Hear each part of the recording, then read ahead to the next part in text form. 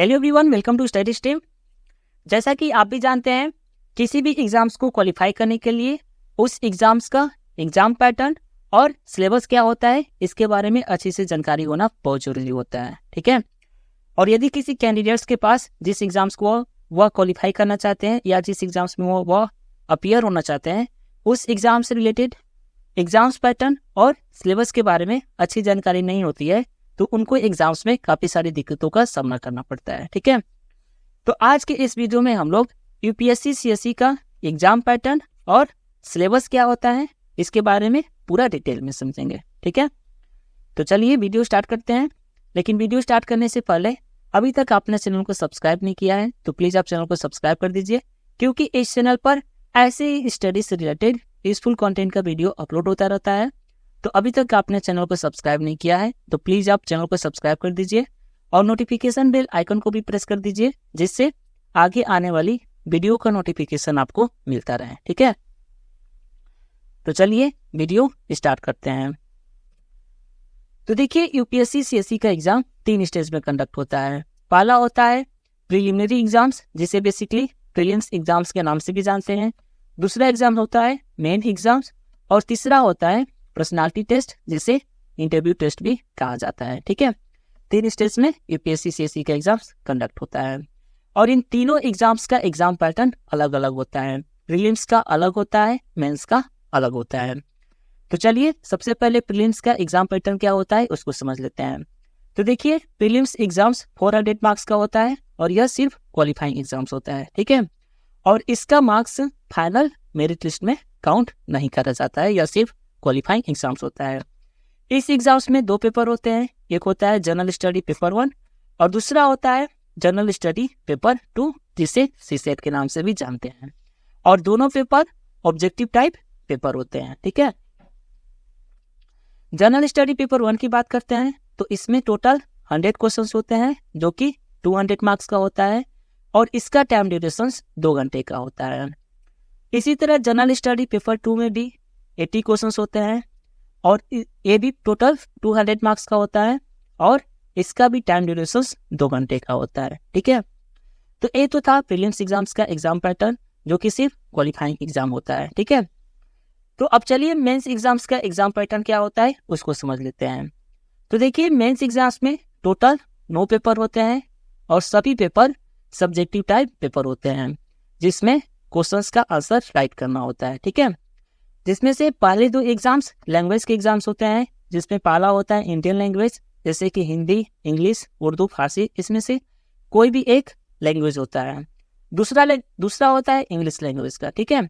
और ये दोनों एग्जाम्स क्वालिफाइंग एग्जाम्स होते हैं, जो कि टोटल 300 मार्क्स का होता है। ठीक है। तो पहले 2 एग्जाम्स क्वालिफाई एग्जाम्स होते हैं, इसको सिर्फ क्वालिफाई करना होता है और इनका भी मार्क्स फाइनल मेरिट लिस्ट में काउंट नहीं करा जाता है। ठीक है। इसके बाद से आता है इसे का एग्जाम्स, जिसमें से 2 इसे लिखना होता है और प्रत्येक इसे 250 मार्क्स का होता है, जिसमें नेशनल और इंटरनेशनल करंट इवेंट पर 2 टॉपिक दिए जाएंगे और उन 2 टॉपिक पर इसे लिखना होता है। ठीक है। और उनमें से प्रत्येक इसे 250 मार्क्स का होता है। उसके बाद से आता है जनरल स्टडीज का पेपर। तो जनरल स्टडीज पेपर में 4 पेपर होते हैं, जनरल स्टडीज पेपर 1, 2, 3 और 4। ठीक है।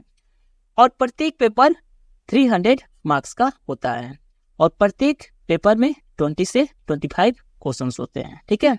और ये सारे पेपर सब्जेक्टिव टाइप पेपर होते हैं, जिसमें आपको क्वेश्चंस का आंसर राइट करना होता है। उसके बाद से आता है ऑप्शनल सब्जेक्ट का एग्जाम।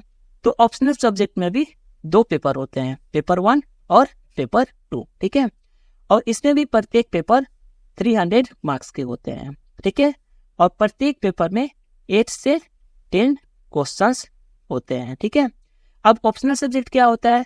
तो देखिए, ऑप्शनल सब्जेक्ट ऐसा सब्जेक्ट होता है जिसे कैंडिडेट अपने इंटरेस्ट के अकॉर्डिंग सेलेक्ट करा होता है। यानी जिस सब्जेक्ट पर कैंडिडेट का अच्छी पकड़ होती है, जिस सब्जेक्ट में कैंडिडेट्स को अच्छी नॉलेज होती है, उसे कैंडिडेट सेलेक्ट करा होता है, जिसका यूपीएससी अलग से एक एग्जाम कराती है, तो उसे ही ऑप्शनल सब्जेक्ट कहते हैं। ठीक है।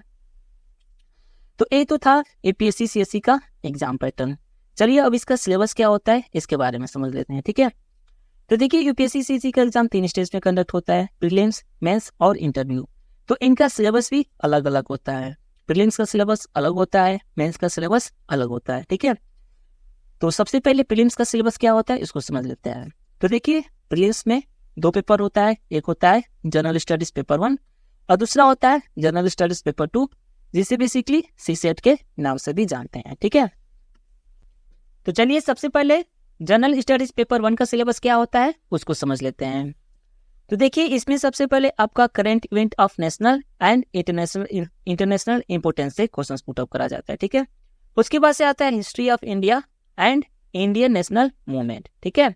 उसके बाद से आता है इंडियन एंड वर्ल्ड जियोग्राफी। उसके बाद से आता है physical social economic geography of India and the world. यहाँ से भी पेपर 1 में क्वेश्चन पुट अप करे जाते हैं। After then Indian polity and governance, constitutions, political system, panchayati raj, public policy, right issue, ठीक है। इन सभी से भी यहाँ पर क्वेश्चन पुट अप करे जाते हैं। After that economics and social development, sustainable development, poverty, inclusion, demographics, social sector initiative, यहाँ से भी क्वेश्चंस पुट अप करे जाते हैं, ठीक है। आफ्टर दैट आता है आपका general issues on environmental ecology, biodiversity and climate change. ये जियोग्राफी का सारे टॉपिक है, ठीक है। आफ्टर दैट आता है जनरल साइंस। तो जनरल साइंस 9th और 10th के लेवल का ही होता है, जनरल साइंस यहाँ से पुट अप करे जाता है, ठीक है। तो चलिए अब सीसेट का सिलेबस क्या होता है इसको समझ लेते हैं। तो सीसेट में पहले नंबर पर आता है कॉम्प्रिहेंशंस, उसके बाद से आता है interpersonal skill including communication skill, उसके बाद से logical reasoning and analytical ability, decision making and problem solving और जनरल मेंटल एबिलिटी, ठीक है। यहाँ से रीजनिंग क्वेश्चंस भी पुट अप करे जाते हैं, मैथ्स के भी क्वेश्चंस पुट अप करे जाते हैं। उसके बाद से आता है 6वां basic numeracy, numbers and their relations, order of magnitude etc। उसके बाद से आता है data interpretations, table, data sufficiencies. तो ये सारे आपके 10th लेवल के होते हैं, ठीक है। तो ये तो था प्रीलिम्स एग्जाम्स का सिलेबस। अब मेंस एग्जाम्स का सिलेबस क्या होता है उसको समझ लेते हैं। तो देखिए मेंस एग्जाम्स में तो पहले 2 एग्जाम्स लैंग्वेज के होते हैं, जिसमें से पहला होता है इंडियन लैंग्वेज, हिंदी, उर्दू, फारसी, मतलब इस यहाँ से कोई भी लैंग्वेज हो सकता है। उसके बाद से होता है दूसरा पेपर इंग्लिश का पेपर, ठीक है। तो इंग्लिश में वही पूछा जाता है, कॉम्प्रिहेंशंस, ग्रामर, यही सब यहाँ पर पूछा जाता है। उसके बाद से आते हैं मेरिट पेपर। तो मेरिट पेपर में इससे होता है, तो इससे में नेशनल और इंटरनेशनल करेंट इवेंट पर कोई टॉपिक होता है, उस टॉपिक पर आपको कैंडिडेट्स को इससे राइट करना होता है, ठीक है। उसके बाद से आता है जनरल स्टडीज। तो जनरल स्टडीज में 4 पेपर होते हैं और चारों पेपर का सिलेबस अलग अलग होता है। जनरल स्टडीज पेपर 1 की बात करते हैं तो इसमें Indian heritage and cultures, history and geography of the world and society, यहाँ से क्वेश्चन पुट अप करे जाते हैं, ठीक है। उसके बाद से जनरल स्टडीज पेपर 2 में governance, constitutions, polity, social justice and international relations, यहाँ से क्वेश्चंस पुट अप करे जाते हैं, ठीक है।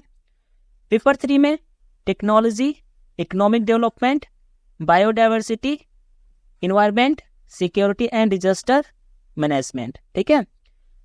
पेपर 4 में ethics, integrity and aptitude test, यहाँ से क्वेश्चंस पूछे जाते हैं, ठीक है। उसके बाद से होता है ऑप्शनल सब्जेक्ट। तो ऑप्शनल सब्जेक्ट में 2 पेपर होते हैं, पेपर 1 और पेपर 2, ठीक है। तो optional subject history, geography, political science, public administrative, यहाँ से ही मतलब क्वेश्चंस इसमें पुट अप करे जाते हैं, ठीक है। तो ये तो था यूपीएससी सीएससी का एग्जाम पैटर्न और सिलेबस, ठीक है। आई होप आपको ये वीडियो अच्छा लगा होगा और एग्जाम पैटर्न और सिलेबस क्या होता है इसके बारे में आपको फुल इन्फॉर्मेशन मिल गई होगी, ठीक है। तो यदि आपको ये वीडियो अच्छा लगा है तो प्लीज़ आप वीडियो को लाइक करें और अभी तक आपने चैनल को सब्सक्राइब नहीं किया है तो प्लीज़ आप चैनल को सब्सक्राइब कर दीजिए, क्योंकि इस चैनल पर ऐसे स्टडी से रिलेटेड यूजफुल कंटेंट का वीडियो अपलोड होता रहता है, ठीक है। तो अभी तक आपने चैनल को सब्सक्राइब नहीं किया है तो प्लीज़ आप चैनल को सब्सक्राइब कर दीजिए और नोटिफिकेशन बेल आइकन को भी प्रेस कर दीजिए।